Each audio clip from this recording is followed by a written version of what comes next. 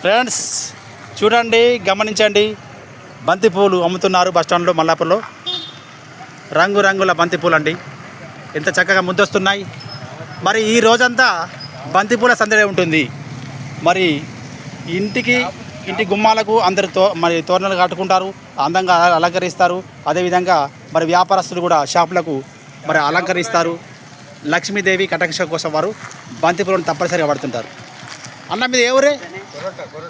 గట్టి ఎట్లా అమ్ముతారు బంతిపూలు? ఎట్లా కిలో?